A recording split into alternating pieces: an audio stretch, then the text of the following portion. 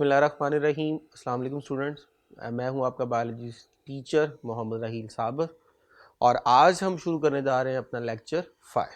ठीक है जी। सो आज के लेक्चर में हम क्या देखेंगे, क्या पढ़ेंगे। Let's start with plasma membrane जी। आज के लेक्चर है हमारा प्लाज्मा मेम्ब्रेन पे, जिसमें हम पढ़ेंगे इसका इंट्रोडक्शन, इसकी लोकेशन, इसकी कॉम्पोजिशन, इसका स्ट्रक्चर और इसका फंक्शन। ठीक है जी। आइए जी बात करते हैं इंट्रोडक्शन की। तो is the envelope of the cell. तो सेल की सबसे जो आउटर मोस्ट बाउंड्री है इन केस ऑफ एनिमल, वो हमारे पास क्या होती है जी, एक सेल मेम्ब्रेन होती है। इसे आप सेल की क्या कह सकते हैं, इनवेलप भी कह सकते हैं। ठीक है जी। अब इनवेलप है, सबसे बाहर है, तो इसलिए हमने इसे बोला कि ये सेल की क्या होती है, आउटर मोस्ट बाउंड्री होती है। ठीक है। लोकेशन में चलते हैं। अब लोकेशन की क्यों जरूरत महसूस हुई, क्योंकि प्लाज्मा मेम्ब्रेन एनिमल सेल में भी है, प्लांट सेल में भी है। एनिमल के सेल में तो आप बोल सकते हैं आउटर मोस्ट बाउंड्री, प्लांट के सेल में आप ये वर्ड नहीं बोल सकते, क्योंकि प्लांट में पहले सेल वॉल है आउटर मोस्ट बाउंड्री, फिर उसके बाद क्या आती है, आपके पास सेल मेम्ब्रेन आती है। तो बिल्कुल इसी तरह एनिमल के सेल में तो ये आउटर मोस्ट बाउंड्री यानी पहला नंबर ही इसी का है, जबकि प्लांट के केस में क्या होगा, ये सेल वॉल के बाद आती है, सेल वॉल के नीचे आती है, यानी ये दूसरी जो है वो लेयर होती है। ठीक है जी। ये आपके सामने एक एनिमल सेल्स है, तो एनिमल सेल में देख लीजिए सबसे बाहर सेल मेम्ब्रेन, कहीं कोई सेल वॉल का जिक्र नहीं होगा। जबकि अगर हम प्लांट सेल की बात करें तो प्लांट सेल में सबसे बाहर सेल वॉल है। सेल वॉल के बाद नंबर आता है किसका, प्लाज्मा मेम्ब्रेन का। एरो आप देख लीजिए, आपको मेंशन कर रहे होंगे कि वो जो है वो सेल वॉल के बाद वाला पॉइंट है। ठीक है जी। कॉम्पोजिशन की तरफ चलते हैं। प्रोटीन इसमें 60 to 80% है, लिपिड 20 to 40% है, कार्बोहाइड्रेट स्मॉल कॉन्सेंट्रेशन में होती है, बहुत थोड़ी सी मिकदार में। अब कार्बोहाइड्रेट जब इसमें होगी तो दो फॉर्म में होगी। यहां तो ऐसा होगा कार्बोहाइड्रेट जो है वो अटैच है लिपिड के मॉलिक्यूल के साथ। अगर वो लिपिड के साथ अटैच है तो उसे हम क्या बोलेंगे, ग्लाइकोलिपिड। और अगर ऐसा है कि वो प्रोटीन के साथ अटैच है तो वो आपके पास क्या होगी, ग्लाइकोप्रोटीन, क्योंकि मेजर दो ही तो मॉलिक्यूल है, एक है लिपिड और एक है आपके पास प्रोटीन। तो कार्बोहाइड्रेट अगर लिपिड के साथ अटैच है तो ग्लाइकोलिपिड, और अगर प्रोटीन के साथ अटैच है तो ग्लाइकोप्रोटीन। आइए जी स्ट्रक्चर की तरफ चलते हैं। तो स्टूडेंट यहाँ पे हम कुछ मॉडल्स देखेंगे जो आपके सिलेबस में है। दो मॉडल हैं। पहला है जी हमारे पास यूनिट मेम्ब्रेन मॉडल, इसका नाम सैंडविच मॉडल भी है। क्या कहता है, कहता है जी cell membrane composed of lipid bilayer sandwiched between the outer and inner layer of protein। यानी दो लेयर होंगी किसकी, प्रोटीन की, उनके दरमियान सैंडविच की तरह क्या होगा, लिपिड होगी, और वो भी दो लेयर्स में। आइए जी इसकी डायग्राम देखिए। ये आपको जो ग्रीन फॉर्म में नजर आ रही है ये, और ये दोनों क्या है जी, हमारे पास प्रोटीन है। एक जो सेल के बाहर होगी और एक जो सेल के अंदर वाली साइड पे होगी। यहाँ से साइटोप्लाज्म शुरू हो जाएगा और यहाँ से एक्सटर्नल एनवायरनमेंट जो है वो हमारा। और ये दरमियान में आपको जो दो लेयर्स नजर आ रही हैं, ये दो लेयर्स जो है वो हमारे पास फॉस्फोलिपिड यानी लिपिड की लेयर है। अब स्टूडेंट ये जो लिपिड होती है यहां पे ये हमारे पास है hydrophobic, hydrophobic mean water repellent. ठीक है जी। जबकि ये जो दोनों प्रोटीन्स हैं ये हाइड्रोफिलिक होती हैं। Hydrophilic stands for water lover. ठीक है जी। तो ये हमारे पास इसका एक सिंपल सा स्ट्रक्चर है। तो सबसे पहले ये स्ट्रक्चर था वो रिप्रेजेंट किया गया और बड़ी देर तक लोग इसको मानते भी रहे। बाद में पता चला कि ये करेक्ट नहीं है। तो नेक्स्ट जो करेक्ट है वो कौन सा है, fluid mosaic model, most acceptable model है। ठीक है जी।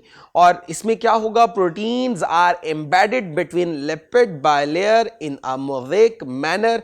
अब उसके मुताबिक क्या था, आउटर और इनर जो है वो हमारे पास क्या है जी, प्रोटीन्स है, उनके दरमियान दो लिपिड्स की लेयर है, लिपिड बायलेयर है। इसके मुताबिक दो लिपिड्स बायलेयर में प्रोटीन क्या होगी, एम्बेडेड फॉर्म में होगी। एम्बेडेड कहते हैं जी किसी चीज को किसी चीज के अंदर ऐड करना, धंसाना। ठीक है जी। अब प्लाज्मा मेम्ब्रेन जो है इसमें छोटे छोटे कहते हैं जी चार्ज पोर्स भी होंगे जहां से कंटेंट क्या किया जाएगा, ट्रांसपोर्ट किया जाएगा। ये आपके सामने प्लाज्मा मेम्ब्रेन की डायग्राम है जी। आपके पास दो लिपिड्स की लेयर हैं जो रेड वाली नज़र आ रही हैं, ये दो लेयर्स हैं लिपिड्स की। और ये जो आपको जो है ये नज़र आ रहा है, ये नज़र आ रहा है, ये नज़र आ रहा है, ये सारे प्रोटीन मॉलिक्यूल्स हैं। और कहीं कहीं ये जो आपको ये छोटा सा पोर्शन नज़र आ रहा है ये कोलेस्ट्रॉल है, और ये जो ऊपर प्रोटीन के साथ अटैच है मॉलिक्यूल या लिपिड के साथ अटैच है मॉलिक्यूल, ये जो है वो हमारे पास कार्बोहाइड्रेट है। जो प्रोटीन के साथ अटैच होगा वो ग्लाइकोप्रोटीन, और जो लिपिड के साथ अटैच होगा वो ग्लाइकोलिपिड। ठीक है जी। अब स्टूडेंट इसी मॉडल को समझने के लिए आइए एक छोटी सी आपको वीडियो दिखाते हैं जिससे आपको समझना आसान हो जाएगा। So let's play it. Between the living machinery of the inner cell and the harsh conditions of the outside world stands the cell's plasma membrane. As crucial as this barrier is, it's surprisingly flexible. Push it and watch it move. Poke hard enough and it might break and begin to regroup. The lipid molecules of the membrane naturally assemble in a double layer because their tails repel water as their heads attract it. Throw in some cholesterol and a few carbohydrates, and you have the basic structure of a plasma membrane. Within these lipid molecules, we also find different proteins which do various things for the cell. For instance, they receive signals from the world outside, or they transport nutrients and waste. So nature composes the membrane with a combination or mosaic of different lipids, carbohydrates, and proteins. And these molecules are not stationary. They constantly move within the structure, fluidly changing their positions. The survival of all life rests on this veil of material. A supple membrane, just 2 molecules thick. तो student आप इस video को देखा, इस video में आपको जो थे वो लिपिड बायलेयर दिखाई गई, प्रोटीन दिखाई गई, और आपको प्रॉपर ग्लाइकोलिपिड ग्लाइकोप्रोटीन दिखाए गए। तो वहाँ पे आपको थोड़ा आइडिया हुआ कि उसने शो किया था कि जो प्रोटीन के मॉलिक्यूल होते हैं वो स्टेशनरी नहीं होते, वो क्या करते रहते हैं, फ्लो करते रहते हैं, मूव करते रहते हैं। और नेचर बिल्कुल जो है वो लिपिड की फ्लूइड जैसी होती है, hence we named it fluid mosaic model. ठीक है जी। स्टूडेंट्स फ्लूइड मोज़ेक मॉडल में हमने कहा लिपिड होती है और प्रोटीन होती है, और उस प्रोटीन और लिपिड में ये लिपिड का मॉलिक्यूल एक शो किया गया है जी। लिपिड के मॉलिक्यूल के अंदर ये हमारे पास जो है वो हेड पोर्शन है और ये इसकी टेल है। तो एक हेड के साथ 2 टेल अटैच है। ये बेसिकली एक्चुअल जो है वो इसकी क्या होती है, डायग्राम है। ठीक है जी। और इसी ने आगे क्या है इन्वॉल्व होना है किसके अंदर, फ्लूइड मोज़ेक मॉडल के अंदर। अब फ्लूइड मोज़ेक मॉडल में ये देखिए जी, ये हमारे पास 2 लेयर्स हैं लिपिड्स की, और लिपिड्स की 2 लेयर में ये वाली लेयर और ये वाली लेयर दोनों लिपिड्स हैं, और दोनों बाय नेचर इसके जो ऊपर वाले हिस्से हैं ये हाइड्रोफिलिक होते हैं, जबकि दरमियान वाली टेल जो है ये हाइड्रोफोबिक होती हैं, यानी वाटर रिपेलेंट और वाटर जो है वो लवर। ठीक है जी। अब आपने पढ़ा अंदर प्रोटीन मॉलिक्यूल्स भी हैं, तो ये प्रोटीन्स के मॉलिक्यूल जो अंदर एम्बेडेड फॉर्म में नजर आ रहे हैं, और ये कंटेंट बाहर पड़ा है, यहाँ ये हाई कॉन्सेंट्रेशन में, यहाँ नहीं है, यहाँ ये हाई कॉन्सेंट्रेशन में, यहाँ नहीं है। सो चेक कीजिए ये मॉलिक्यूल जो है ये मूव कर रहे हैं बाय क्रॉसिंग दी मेम्ब्रेन्स। इसके अलावा आपने पढ़ा कि ये आपको नजर आ रहे होंगे, ये जो है ये कार्बोहाइड्रेट मॉलिक्यूल है, इन्हें ग्लाइकोप्रोटीन क्योंकि प्रोटीन के साथ अटैच है। इसी तरह यहाँ जो अटैच होंगे वो क्या होंगे, ग्लाइकोलिपिड। और ये जो यहाँ पे शो हो रहे हैं दीज आर कोलेस्ट्रॉल्स। ठीक है जी। तो ये हमारे पास जो था वो प्लाज्मा मेम्ब्रेन का मॉडल था। ठीक है जी, according to fluid mosaic model. Next हम बात करते हैं इसके स्ट्रक्चर की थोड़ा और। ये आपके पास डायग्राम है जिसमें ये 2 लेयर्स आपको नज़र आ रही हैं, लिपिड बायलेयर्स हैं। ये आपको प्रोटीन का मॉलिक्यूल जो एम्बेडेड फॉर्म में नज़र आ रहा है। ये जो ऊपर से नज़र आ रहे हैं येलो कलर के, ये हैं जी लिपिड्स। ठीक है जी। और ये जो लिपिड प्रोटीन के साथ अटैच है कार्बोहाइड्रेट, वो हमारे पास क्या हुआ, ग्लाइकोप्रोटीन। और ये जो हमारे पास कार्बोहाइड्रेट अटैच है विद लिपिड, ये आपके पास क्या होगा, ग्लाइकोप्रोटीन्स। और ये जो हमारे पास रेड कलर का है बिटवीन दी मेम्ब्रेन्स, ये कोलेस्ट्रॉल होता है। ठीक है जी। और ये जो दरमियान से नजर आ रही है तो टेल्स हैं, तो ये टेल्स मॉलिक्यूल हैं इस लिपिड मॉलिक्यूल्स के। तो ये हुआ जी स्ट्रक्चर। अब ये दोनों का कंपैरिजन देख लीजिए जी। ठीक है जी। एक तरफ आपके पास जो है वो सैंडविच मॉडल है और दूसरी तरफ फ्लूइड मोज़ेक मॉडल है। पहले के मुताबिक प्रोटीन बाहर है, लिपिड अंदर है। दूसरे के मुताबिक लिपिड लेयर में प्रोटीन्स क्या होती हैं, एम्बेडेड होती हैं। तो दोनों में डिफरेंस ये है कि प्रोटीन जो है ये कॉन्टिन्यूस नहीं होती, बल्कि ये क्या होती है, एक सरफेस पे भी नहीं होती बल्कि क्या होती है, एम्बेडेड फॉर्म में होती है। ठीक है जी, आइए जी फंक्शंस की तरफ चलते हैं। तो फर्स्ट जी, play an important role in the transport of the material. तो डायग्राम जो है, सॉरी वीडियो में आपको जो था वो क्लियरली दिखाया गया कि कंटेंट किस तरह जो थे वो प्रोटीन को क्रॉस करके जो थे वो मूव कर रहे थे। तो मटेरियल ट्रांसपोर्ट होता है। अब ट्रांसपोर्ट कैसे होगा, from inside to outside, from outside to inside. Cell ने कोई चीज़ बाहर से डिमांड की है, वो सेल के अंदर आनी है, सेल के अंदर से कोई चीज़ बाहर जानी है, तो दोनों केस में जो है वो इन्वॉल्व कौन होगी, प्लाज्मा मेम्ब्रेन। अब कौन कौन से मॉलिक्यूल मूव कर सकते हैं, वाटर मॉलिक्यूल है, ग्लूकोज मॉलिक्यूल है, अमीनो एसिड है, ऑक्सीजन है, CO2 है। तो ये सारे मॉलिक्यूल जो है वो मूव कर सकते हैं, और भी बेशुमार मॉलिक्यूल्स हैं। अब जब ये मॉलिक्यूल्स मूव करेंगे तो किस तरह की मूवमेंट होगी, आइए जी पॉइंट डिस्कस करते हैं यहाँ पे। सिलेक्टिवली परमीएबल मॉलिक्यूल, मैंने कहा कि वाटर भी चला जाएगा, ग्लूकोज भी चले जाएंगे, अमीनो एसिड भी चल जाएगा, ऑक्सीजन भी, CO2 भी। तो बहुत ज़्यादा मॉलिक्यूल जा रहे हैं, तो क्या हर एक मॉलिक्यूल गुजर सकता है? तो इसमें एक करैक्टर हम डिस्कस करने जा रहे हैं, सिलेक्टिवली परमीएबल। तो ये मेम्ब्रेन जो है, plasma membrane, selectively permeable membrane भी कहलाती है। Why we called it as a selectively permeable? Selectively stands for make selection, permeable stands for allow to go. Mean ये सिलेक्शन करती है कि कौन सी चीजों को जाने देना है, कौन सी चीजों को जाने नहीं देना। इसका मतलब यह हुआ कि हर एक चीज आसानी से पास आउट नहीं हो सकती। ठीक है जी, अब कौन सी चीजें पास आउट हो सकती हैं, कौन सी चीजें पास आउट नहीं हो सकती? तो वो तमाम सब्सटेंस जो लिपिड सॉल्युबल हैं, क्योंकि आपने देखा पोर्शन जो था वो लिपिड वाला बहुत ज्यादा था, बायलेयर वाला। ठीक है जी, तो जितने भी लिपिड बायलेयर्स के में से क्रॉस होने वाली आसानी से चीजें हैं वो क्या होंगी, लिपिड सॉल्युबल होंगी। तो जितनी लिपिड सॉल्युबल चीजें हैं वो आसानी से लिपिड को क्या कर लेंगी, क्रॉस कर लेंगी। इसके अलावा जो छोटे मॉलिक्यूल्स हैं, मिसाल के तौर पर water molecule, glucose molecule, CO2 और ऑक्सीजन वगैरह, ये आसानी के साथ क्या करते हैं, क्रॉस कर लेते हैं। ठीक है जी, इसके अलावा अगर बड़े मॉलिक्यूल्स हैं या आयनिक फॉर्म में कोई चीज है वो पास आउट नहीं हो सकती। ठीक है जी, तो छोटे मॉलिक्यूल पास होंगे, बड़े मॉलिक्यूल पास नहीं होंगे, न्यूट्रल छोटे आसानी से पास होंगे, आयनिक सब्सटेंसेस पास नहीं हो सकती, पानी जो है वो आसानी से क्रॉस कर लेता है, पास हो जाता है। ठीक है जी, ये डायग्राम देखिए जी, यहाँ पे आपको ए में शो किया गया है वाटर के मॉलिक्यूल, अमोनिया का मॉलिक्यूल, कार्बन डाइऑक्सीजन, ये सारे मॉलिक्यूल बड़ी आसानी से पास आउट हो रहे हैं because they are neutral in nature, और साइज भी क्या होता है, छोटा होता है, तो आसानी से क्रॉस कर रहे हैं बाय द लिपिड मेम्ब्रेन्स। ठीक है जी, अब नेक्स्ट पे अगर हम बी साइड पे आए तो hydrocarbons mean that lipid soluble substances जितने भी होंगे वो भी बड़ी आसानी के साथ लिपिड बायलेयर को कर जाते हैं, क्रॉस कर जाते हैं। नेक्स्ट सी, वाटर सॉल्युबल सब्सटेंसेस भी क्रॉस हो सकती है। यहां पे देखिए ग्लूकोज क्रॉस नहीं हो रहा, जबकि पीछे मैंने कहा क्रॉस हो जाता है। तो असल में ये लिपिड्स में से, लिपिड बायलेयर में से क्रॉस नहीं होगा। इसके लिए जो प्रोटीन्स के स्पेसिफिक चैनल्स बनाए जाते हैं, वो जो एम्बेडेड प्रोटीन थी वो स्पेसिफिक चैनल्स देती हैं, स्पेसिफिक पाथवे देती हैं, जहां से इस ग्लूकोज के मॉलिक्यूल को भी क्या किया जाएगा, पास आउट कर दिया जाएगा। आयोन्स पास नहीं हो सकते, इनके लिए भी अगर पास आउट होना है इनको, तो इनके लिए भी क्या होंगे, प्रोटीन्स के मॉलिक्यूल्स चैनल्स वगैरह अवेलेबल होंगे। तो ये कुछ चीजें डायग्राम में शो कर दी जो पास हो सकती हैं, जो पास नहीं हो सकती। नेक्स्ट, अब जब मटेरियल पास आउट होना है तो डेफिनेटली कुछ फोर्सेस चाहिए।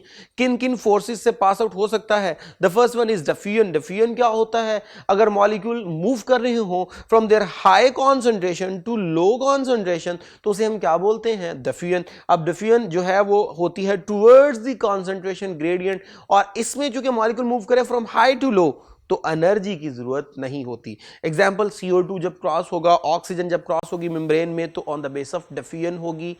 जो हमारे लंग्स है वहाँ एल्वियोलाई में जब मेम्ब्रेन को क्रॉस करती हैं गैसेस CO2 और ऑक्सीजन, वो डिफ्यूजन की बेस पे है। ऑस्मोसिस की बात करते हैं तो वाटर मॉलिक्यूल्स का मूव करना from high concentration to low concentration by crossing the plasma membrane, तो है तो ये एक तरह की डिफ्यूजन, लेकिन वाटर के मॉलिक्यूल की कंडीशन आ जाएगी और मेम्ब्रेन की कंडीशन आ जाएगी, तब इस डिफ्यूजन का नाम क्या होता है? ऑस्मोसिस।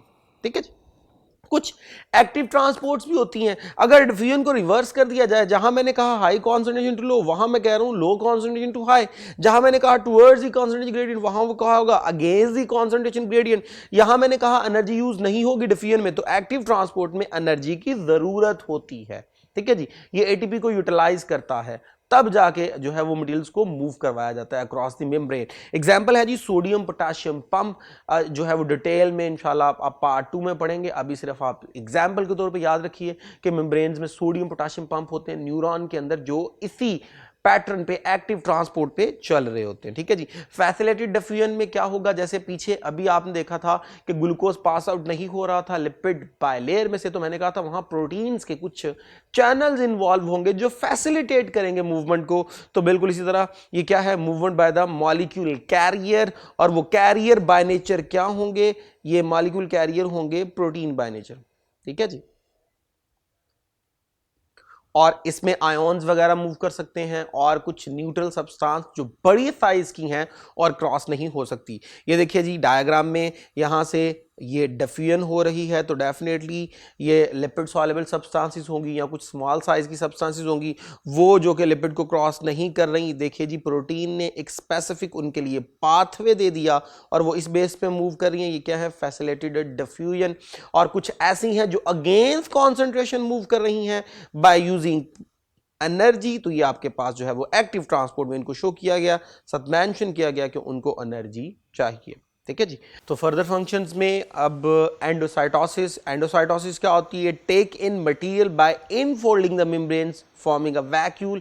इसमें क्या होगा, प्लाज्मा मेम्ब्रेन बाहर से किसी भी चीज को इंगल्फ करना है तो उसे क्या करती है, इंगल्फ करके इनफोल्ड करके उसे अंदर ले आती है। ठीक है जी। इसकी आगे दो कैटेगरीज है हमारे पास, फैगोसाइटोसिस, अगर तो बाहर से जिस चीज को इंगल्फ किया जा रहा है, निगला जा रहा है, एज इट इज बाहर से जिस चीज को खाया जा रहा है, अगर तो वो सॉलिड बाय नेचर है तो उसे बोलते हैं फैगोसाइटोसिस। ठीक है जी। To engulf any solid substance, engulf में निगल जाना, खा जाना। ठीक है जी। Also called cell eating process. और अगर जो है वो कोई लिक्विड सब्सटेंस है जिनको जो है वो सेल रिसीव कर रहा है, प्लाज्मा मेम्ब्रेन रिसीव कर रही है, उसे बोलेंगे पिनोसाइटोसिस, और इसे हम बोलते हैं सेल ड्रिंकिंग प्रोसेस। इसके अलावा एक और फंक्शन होता है, यहां पे तो सेल रिसीव कर रहा है by infolding the plasma membrane, ऐसा भी तो हो सकता है कि सेल की मेम्ब्रेन से कोई चीज बाहर रिमूव की जा रही हो, उसे बोलते हैं एक्सोसाइटोसिस। ठीक है जी। कोई वेस्ट बॉडी से रिमूव करना है सेल की बॉडी से, या जो सिक्रीशंस बनाई जाती हैं और वो बना के, या जो प्रोटीन्स बनाई जाती हैं वो बना के प्लाज्मा मेम्ब्रेन से बाहर जो मूव करवाई जाती हैं, वो आपके पास एक्सोसाइटोसिस में होते हैं। तो ये रिवर्स है एंडोसाइटोसिस का, removal of material from the cell. ठीक है जी। ये डायग्राम में देखिए जी एंडोसाइटोसिस शो किया गया है, यहां पे एक सॉलिड सब्सटेंस जो है वो अंदर जाने के लिए रेडी है और प्लाज्मा मेम्ब्रेन प्रॉपर क्या कर रही है, इनफोल्डिंग कर रही है। तो ये एक वैक्यूल की फॉर्म में अंदर इसको लेके आएगा। ये है आपके पास एंडोसाइटोसिस में फैगोसाइटोसिस, और यहाँ पे ये जो है ये फ्लूइड को शो कर रही हैं। और अब भी देख लीजिए मेम्ब्रेन इनफोल्ड ही हो रही है, इसे हम वेजिकल की फॉर्म में बनाना कहते हैं, और ये आपके पास क्या होगा, पिनोसाइटोसिस। अब एक्सोसाइटोसिस चेक कर लीजिए, सेल के अंदर कुछ कंटेंट है, अब ये कंटेंट मेम्ब्रेन की फॉर्म में इनक्लोज किया गया, ये मेम्ब्रेन आके मेम्ब्रेन से अटैच हुई और ये कंटेंट बाहर रिलीज कर दिया गया, ये हमारे पास थी एक्सोसाइटोसिस। ठीक है जी। अब मजीद कुछ फंक्शंस में नर्व इम्पल्स। तो स्टूडेंट न्यूरॉन में जब मैसेजेस ट्रांसफर किए जाते हैं from one place to another place, वो होते हैं in the form of nerve impulse. ठीक है जी।